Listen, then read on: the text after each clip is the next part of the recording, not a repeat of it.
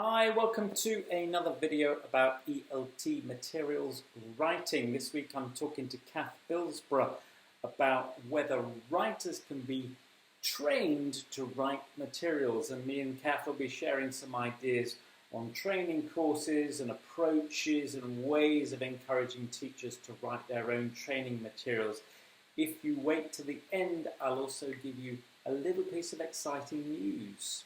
Hey, I'm Kath Bilsborough. I'm a teacher trainer and a materials writer, and this is a topic that's really close to my heart. What sort of training have you done in the past of writers? You've worked with a few different people, yeah? Yeah, I've done quite a lot of training with the British Council, and I've done some training with the ITDI Institute. I've also done some training with various teachers' associations, bit of everything really. One-to-one stuff, group stuff, online, face-to-face, bit of everything. We'll pick up on some of that later. I think I did some research earlier in the year for a chapter I was writing about a book, and I came across, I think Michael Tomlinson said that nobody had really ever trained teachers to write materials until about the year 2000. There wasn't much about it. And then there were quite a few MA courses started, but they were called materials development, which I think is something slightly different, but they're quite academic sort of training courses. And it's only in the last sort of 2 or 3 years that people have started offering kind of training courses in materials writing. I was wondering why you thought perhaps in the past teacher training for teachers had ignored materials writing, because it's something that teachers do every day. So it should be a key part of any teacher training course, you would think. I think the quick answer to that is probably got to do with time and then prioritizing what they think is important on courses. Um, Probably the thinking is that new teachers and teachers on these teacher training courses will go straight into jobs where they have a whole load of materials at their disposal, so they don't really need to focus on creating their own. But I've noticed that over the years there's a growing interest in making your own materials. We've done it from day one. I mean, when people ask me, when did you become a materials writer, I say the day I became a teacher, because it was such a key part of what I did. But I think more interest lately is because people as well have realized that they can share the materials online, they can make money by selling the materials in places. There are more opportunities for developing, if you like, another career, if you like. I don't know if you'd call it a side hustle, or some people might leave teaching and move into it, but there's definitely more interest. Yeah, but I mean, I'm thinking even from the days I used to be a teacher trainer on Trinity Cert TESOL courses, which are similar to the Cambridge CELTA course. I mean, on day one, trainees would be encouraged to try and create their own exercises, even to write a basic gap fill or something, and perhaps not use the course book, or take the course book but adapt it and supplement it. And it always seemed to me they'd make quite basic mistakes, which of course there's no reason why they wouldn't. And I don't think materials writers are born, but the approach seemed to be by trial and error. Nobody ever trained them. It was just like, well, they tried it out and then thought, oh yeah, that didn't work because I didn't do the answer key, and so I made a mistake when I wrote it. I mean, just basic stuff that could have been dealt with in a training session quite quickly, and that always kind of surprised me, and I tried to address it, I remember, as a trainer. Yeah, I had a similar experience actually. I used to teach on the CELTA courses at the University of Wales in Aberystwyth, and we used to spend like one section of one day, a couple of hours on something similar.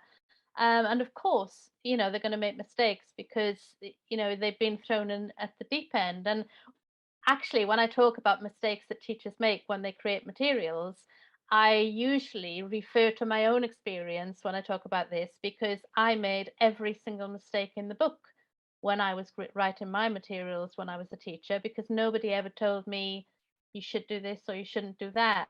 In fact, I wish I'd kept some of them, because they'd be brilliant to use as a kind of what not what Yeah, not to do. I don't know. Maybe it'd be better to have thrown them away, Kath.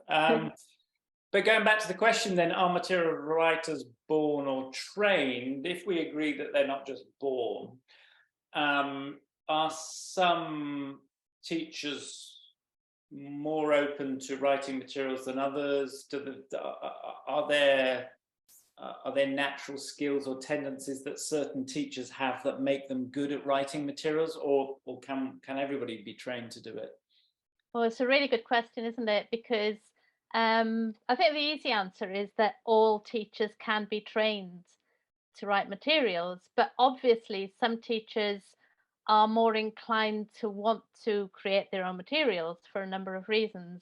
And then I think what you've got is a whole range of different skills that different teachers have. So some teachers might be brilliant at things like, arty things. So they might be really good at actually creating really nice, I don't know, poster packs or flashcards or this kind of thing. Whereas other teachers might be really skilled at certain like technology, and they might be better at creating PowerPoint presentations to use in a class. So there are a whole range of skills that come into writing materials.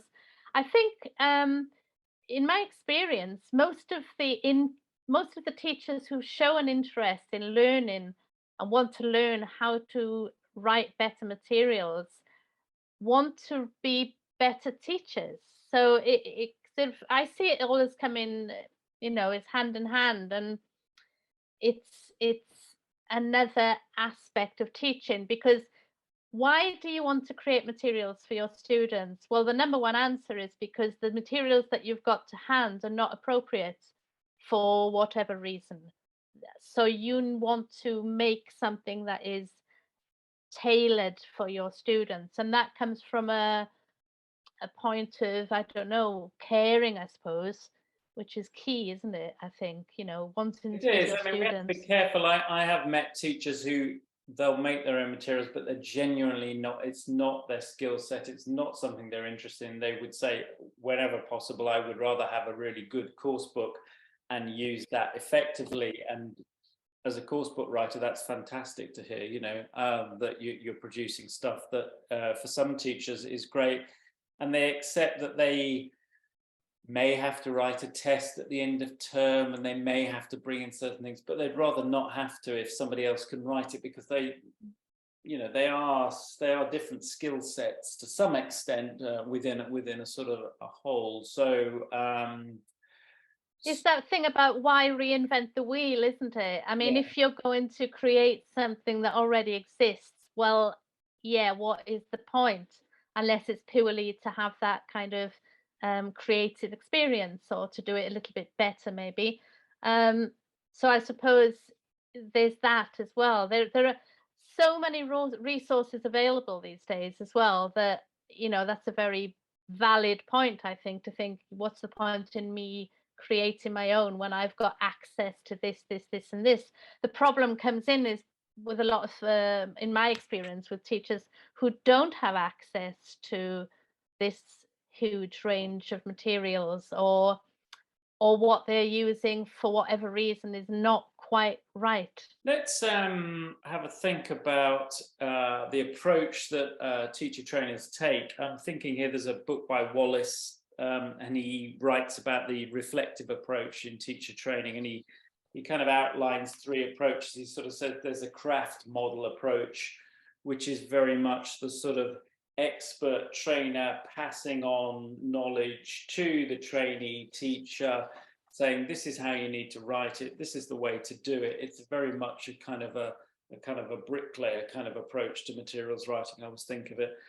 And then there's more of an applied science approach, which is more sort of academic, involves research, it involves maybe learning theories of language acquisition, saying, well, how does this impact on the materials I'm going to write? And you go off and you read lots of journals and that kind of thing.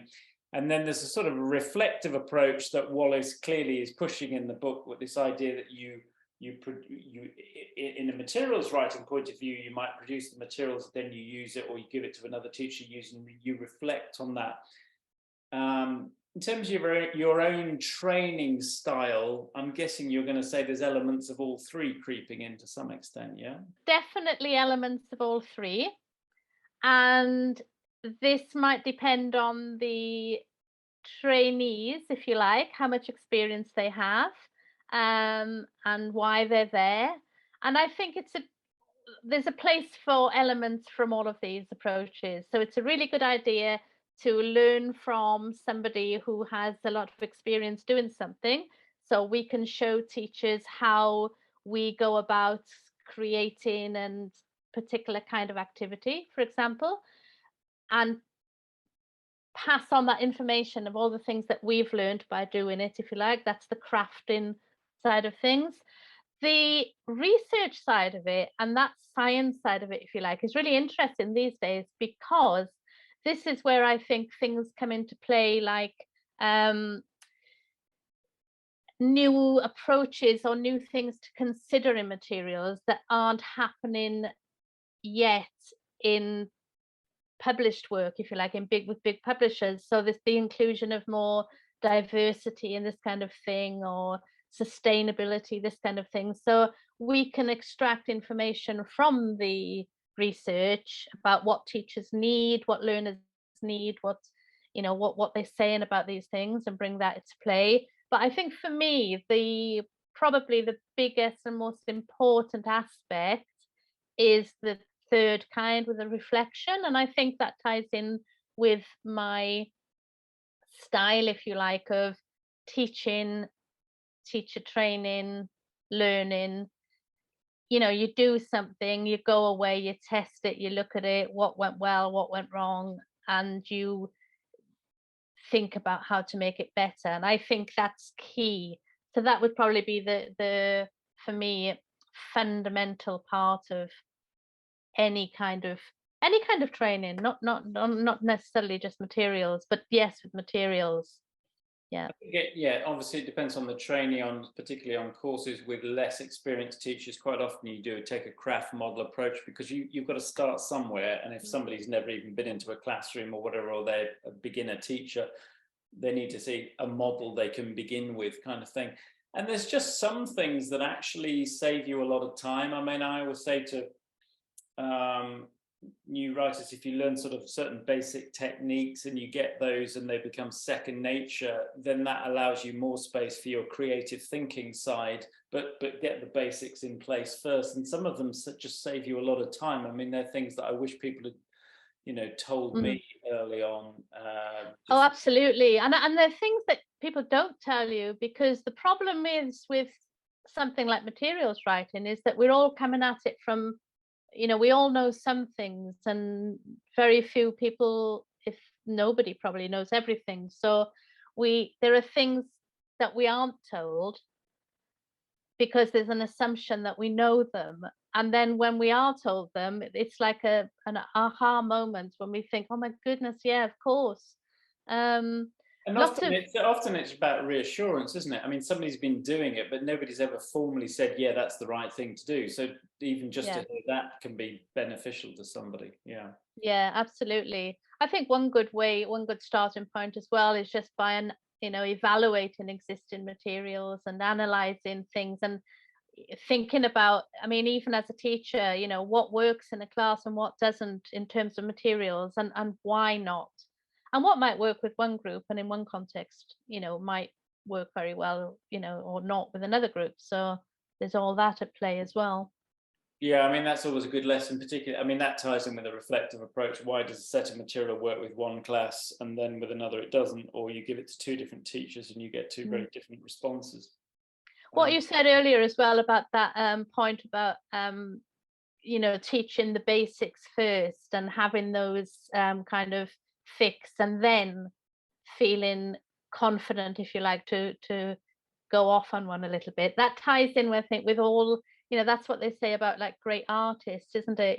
Picasso was only able to paint those like crazy paintings, that cubist things, because initially he went through the whole process of learning the techniques and being a brilliant Well, re when you go visit the Picasso Museum in Barcelona, you're struck that by the age of 20, he'd virtually done everything, kind of thing. And you're looking at paintings he did when he was 19. You're thinking, wow. And he'd yeah. obviously done it and thought, okay, I need to go and stretch myself. I don't want to get too down the path of comparing material writers to Picasso. It's a bit. Yeah, but you know, But there's also that. I mean, you get like. Picasso said art is like theft, and David Bowie said I only steal from I only listen to music that I can steal ideas from, or something like that. And basically, they're saying you identify what it is that works, and then that frees you up to get on with the other sort of creative stuff. And I think there's an element of that if you look at what worked well. I mean, I learned to teach using Headway first edition, and from that I probably picked up ideas and I reinvented the wheel, I'm sure. And they're probably. yeah, I did that with I used to really like using pair work activities, you know, like split crosswords or that kind of thing, and they worked so well in my context that I then borrowed heavily from a lot of those Peter I mean, it's Watson. like the day you discover the information gap activity for the next term, that's basically all you're producing, Yeah, because you discover that it's a really nice set of material and it kind of generally works. And yeah. but that's good. I mean, because that's what I mean. I tell trainees this kind of thing. You know, when you know certain things that work, like you know the way an instruction is worded, for example. You don't need to then think of a new way of doing it because there's a perfectly good one there. And as far as I'm concerned, and as far as I know, nobody's ever copyrighted a rubric. Maybe wrong. Maybe we need to No, that would be run sick out. if you copyrighted work in pairs. Imagine the money you'd be making now. Now there's a thought. I don't think that works. If we were, one thing you said earlier, you said you'd done some one-to-one work as well as group work. What happens in a one-to-one situation? What, somebody comes to you for sort of coaching or mentoring? Um, yeah, I suppose you could call it that. I'm always a little bit reluctant. You know, I would never call myself a coach, for example, because I haven't had any training in coaching. But I have. I would call myself a mentor because I have had some training in mentoring. But yeah, I've had people come along and say, "Look, can you help me?" Basically, sometimes I've done this as a favor. Sometimes I've done it as a kind of part of my freelance work. And the idea is that they are writing something that they usually something that is important enough to warrant my help. So it's not just for you know, it might be somebody trying to self-publish something. That was the most recent thing, and they want me to look at some materials and just guide them a little bit, give them some feedback. So personalized feedback, and it's fascinating actually, because the more of this that I've done, the more I see that the people make the same mistakes, if you like. We all make the same mistakes, and the mistakes that I've made as well, as I said earlier. So it's quite, it's useful for them, I would hope, but it's also very useful for me because by looking at all kinds of different materials that people are writing, I am getting a much clearer understanding of commonalities, if you like, things that people don't seem to realize, haven't considered. Um, you know, I'm sure you found the same thing. The same things come up again and again. Yeah, I think this leads into the final part of what I wanted to talk about. Was if we design a syllabus in materials writing, on the one hand we've got a kind of technical strand, and we've discussed that, writing instruction lines, how do you write a gap fill, the basics of sourcing pictures online, which you know, and legally, there's just sort of technical skills that a writer benefits from knowing and learning. That's one side of a kind of syllabus, and the other side is the more sort of creative part. And one question I often get from trainees on courses I've run in the past is, it's just, where do you get ideas? Where do you get creative ideas, or where do you get ideas for text and context? I was wondering how you deal with that in your training. Can you train someone to be creative?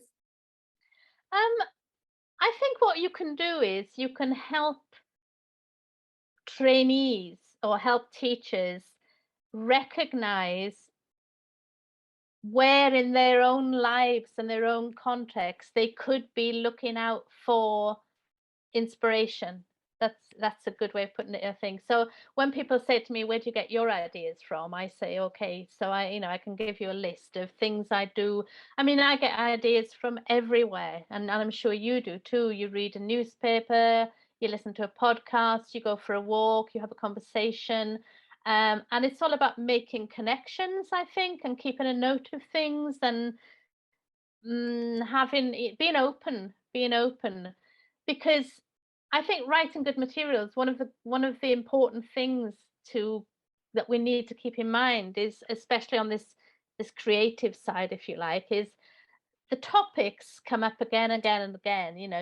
There are the same topics that come up, but to put an innovative spin on things, you need to be open. I think that's the word. And you need to make connections and have conversations. And everybody has got access to a whole wealth and a whole world of possible um, places where they can get these ideas from. And mine will be different to yours and everybody else's. It's a good idea to get together too and have discussions about things with other people. And I don't know, only by thinking about where these connections happen can we, our sparks made, if you like. So I think it's interesting yeah. as well. We mentioned sort of sustainability earlier on. You could pick this up with environmental issues and so on. How nowadays our view, our topic, the way we look at topics is changing. I mean, typically, if you took a unit like sport, um, you used to write the material, and either you just did it about sport, which if half the class wasn't interested in soccer, that was no good, or you chose some mad crazy sport, mud wrestling or something, that went in. I mean, there's a whole generation of course books with ridiculous sports. And then nowadays, I guess you start to see sport, but I mean, I was working on something recently where we were looking at the way sport had been impacted and is it affecting scheduling, or the lack of snow now means the Winter Olympics always has to involve creation of false snow. So it kind of, these topics stay the same, but they do kind of reflect a changing time, and I'm sure more So and more the issue of climate and the environment will slip into all sorts of different units. It won't just be left for the unit called environment. It'll be popping up all over the course book kind of thing. So there's a little bit of that as writers. We're trying to capture the spirit of the time and tap into what's sort of current now, I think. yeah, and I think tying into that is the whole thing about you know bringing the real world into the materials, because it can you imagine, if you imagine writing some materials for 13-year-olds, for example, and you do something on sport, as you just said, and you write something like old style like they had before. Well, meanwhile, these kids are on the internet, they're seeing, videos of influencers, whatever, they're watching this, they're doing that, they're getting much more exciting stuff going on, and than you might be presenting in the materials. So that we need to sort of tap into that, but also the language, and that's key, I think, because we are, after all, first and foremost language teachers. So it might be useful to look at the language being used in when you read something or listen to somebody talking about something these days on the internet about a certain topic. It won't be just same old. So we need to think about that and address it and teach Yeah, the and language I that is always needed. tell material writers they need to develop their materials radar, and that's that whatever you do, even when you're not officially at work, you're kind of wandering around with one eye on. If you pick up an article, there's a little bit of your brain which is constantly saying, can I exploit this? Can I use this in some Yeah, way? Can I you take the language from it or take the context from it, and reflect that in my writing. So you've always got that little bit. I mean, yeah. once you get into materials writing, for example, your Sundays are never the same again, or whatever day you take off in the week, the day that you set aside for reading the paper or just picking up Yeah. magazines and stuff, there's always a little bit of you that's just thinking, oh, have I got something that I could tap into and make use of next week? And that, Yeah, it affects everything, doesn't it? You listen to the radio and the song comes on and you think, "Oh my God, they've used the present perfect 3 times. Can I get copyright for this?" So, yeah, um, I think maybe that's the first sign to teachers. A message to teachers: if you find yourself doing that, if you're on a bus going somewhere and you look out and you see a sign and then there's something really, you think, oh God, I need to take a photo, I can use that in class. Maybe that's a sign that you need to explore your material writing side of things a little bit more, because you've obviously already got that radar switched on.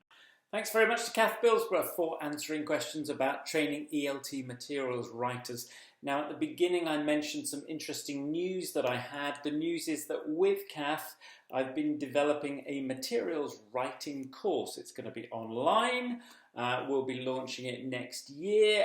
The link will go out soon to the website where you can get more information. So look out for the link.